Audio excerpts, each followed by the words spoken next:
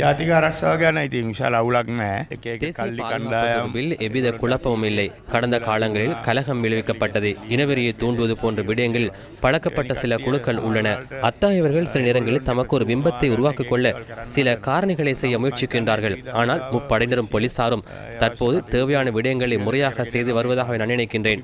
சிறிய சம்பவங்கள் நடக்காதவாறு பாதுகாக்க முடியாது. சிறிய சம்பவங்களை முன்னெடுக்க ஒருவரோ இருவரோ இருந்தால் போதுமானது. அது தேசிய பாதுகாப்புக்கு ஒரு பிரச்சனை அல்ல. எனவே பதற்றமடைய தேவையில்லை என்று நான் கூறுகின்றேன்.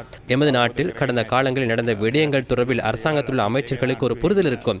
எனவே அவர்களால் இதனை முகாமைத்துவம் செய்ய முடியும் என்று கருதுகின்றேன். මම හිතනවා ඒගොල්ලන්ට මේ වෙනකොට ඒගොල්ලන්ට කළමනාකරණය කරගන්න පුළුවන් තත්ත්වයක් තියෙනවා. ජුදාමුදා කඳවුර මූලස්ථානයේ අසල මේ ලෝය කෙනෙකුට වෙඩි තියන්නේ. ඒ සම්බන්ධව කොහොමද මිනිස්සුන්ට ඇති වෙන බය?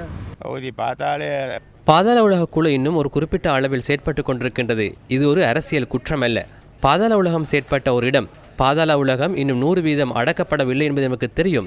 யாராவது ஒருவரோ இருவரோ மோட்டார் சைக்கிளில் சென்று ஒருவர் மீது துப்பாக்கி பிரயோகம் மேற்கொள்கின்றமை முழு இராணுவத்தையும் கொழும்புக்குள் இறக்கினாலும் தடுப்பது இலகுவான காரியமல்ல. அது தொடர்பில் அரசாங்கம் சம்பந்தப்பட்ட அதிகாரிகளும் எதிர்காலத்தில் உரிய நடவடிக்கை எடுக்க வேண்டும்.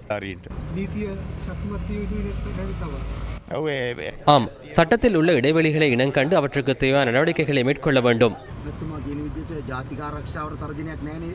அவ்வாறு ஒரு அச்சுறுத்தல் இருப்பதாக நான் நினைக்கவில்லை.